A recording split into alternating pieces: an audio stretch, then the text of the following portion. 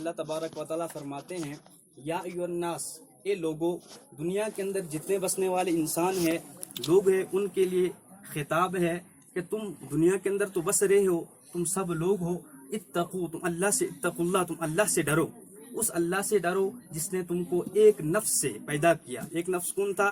حضرت آدم علیہ السلام، حضرت اماں ہوا، اس کو ایک نفس کہا گیا، اور اس سے پھر جوڑا اللہ تعالیٰ نے بنایا۔ پہلے حضرت آدم علیہ السلام ایک نفس تھے، ایک انسان تھے، ایک جان تھی، ان کو جوڑا، رفیق حیات بیوی حضرت اماں ہوا کی شکل میں ملی، اور اس کو آگے کہا قرآن کریم نے کہ اس کو جوڑا عطا کیا۔ جب دو جوڑے ہو گئے، اس سے آگے مرد و عورتوں کا یہ سلسلہ جاری ہوا، اور دنیا کے اندر بہت سارے مرد اور عورتیں پھیل گئی، اور پھر ان کے اندر یہ نکاح کا سلسلہ جاری ہوا۔ اس نکاح کی وجہ سے انسان آگے بڑھتے گئے، اور دنیا کے اندر انسانوں کا لا تعداد شمار ہوا، اور ایک جمع غفیر جو ہم دیکھتے ہیں انسانوں کا دنیا کے اندر جمع غفیر ہے، اسی نکاح کی وجہ سے۔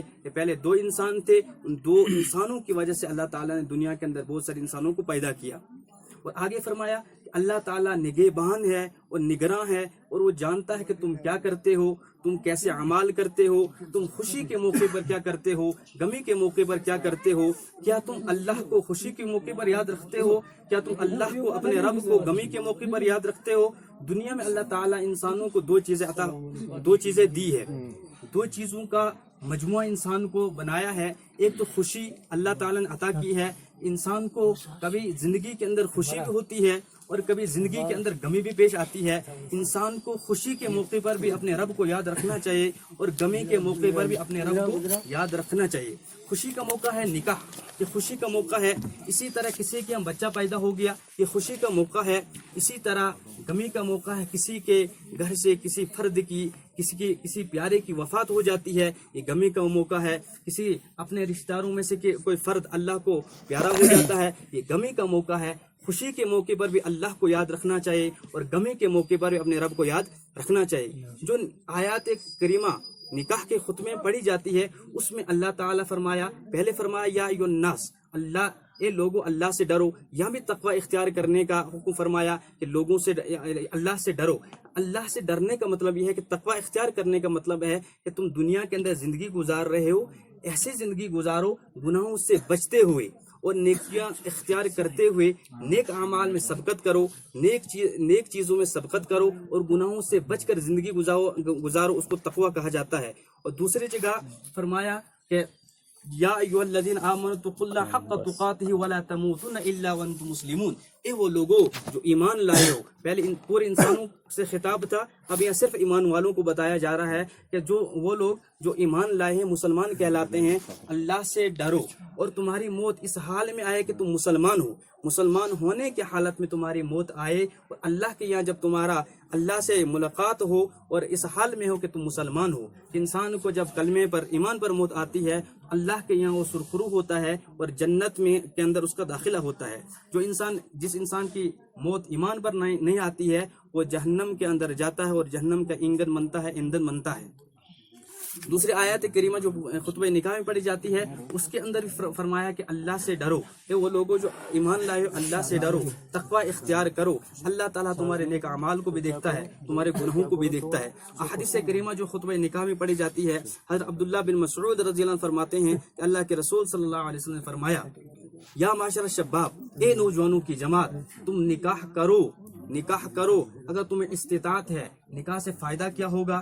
فائدہ یہ ہوگا کہ تم اپنی نگاہوں کو نیچے رکھو گے، نگاہوں کی حفاظت ہوگی، اپنی شرمگاہوں کی حفاظت کرو گے، اور جو تم میں سے نکاح کرنے کی استطاعت نہیں رکھتا ہے، اس کے لیے یہ ہے کہ وہ روزہ رکھے۔ اور دوسری حدیث کے اندر فرمایا کہ نکاح میری سنت ہے، اور جس نے میری سنت سے منہ موڑا، روح گردانی کی، وہ مجھ میں سے نہیں ہے، یعنی وہ امت مسلمہ، امت محمدیہ میں سے نہیں ہے۔ اور ایک اور حدیث پڑھی جاتی ہے نکاح کے خطبے میں کہ اللہ کے نبی صلی اللہ علیہ وسلم فرمایا سب سے برکت والا اور سب سے اچھا نکاح وہ ہے جس میں سب سے کم خرچہ ہو، اور جس کے اندر سنتوں کی رعایت کی جائے، یہ سب سے اچھا اور برکت والا نکاح ہے۔ اس میں پھر مرد شوہر کے لیے بھی حقوق ہے، بیوی کے بھی حقوق ہے کہ شوہر کو اپنی رفیق حیات سے کس طرح سے پیش آنا ہے، وہ حقوق ہے احادیث کے اندر، قرآن کے اندر ان کو بیان کیا. اور پھر بیوی کو اپنے شوہر سے کس طرح سے پیش آنا ہے، وہ حقوق ہے. دو رشتہ دار ہوتے ہیں، دو لوگوں کو ایک بندھن میں جمع کیا جاتا ہے، ان کے حقوق ہے. رشتہ داروں سے کیسے سلوک رکھنا ہے، اور ان دونوں میاں بیوی کو آپس میں زندگی کیسے گزارنی ہے. اور قرآن کریم کے اندر فرمایا کہ نکاح جو ہے یہ زندگی کا ایک سکون کا ذریعہ ہے، زندگی میں سکون حاصل کرنے کا ذریعہ ہے. اور جب دو میاں بیوی اکٹھے ہوتے ہیں، نکاح کے بندھن میں ان کو باندھ دیا جاتا ہے، ان کے لیے ایک پرسکون زندگی گزرنے کا موقع اور گزارنے کا موقع میسر ہوتا ہے. وہ اپنی زندگی کو پرسکون طریقے سے گزارتے ہیں. ان موقعوں پر اللہ کو بھی یاد رکھنا چاہیے اور اللہ کے احکامات کو بھی یاد رکھنا چاہیے، ان چیزوں کو نہیں بھولنا چاہیے. اور آگے میاں بیوی اس دیواجی زندگی کیسے گزارتے ہیں اس کے بارے میں تفصیل سے حقوق لکھے ہوئے ہیں، اور جو جاننے والے ہیں میں مبارکبادی پیش کرتا ہوں لڑکی کے اہل خانہ کو، خصوصاً والدین اور بھائی بہن کو.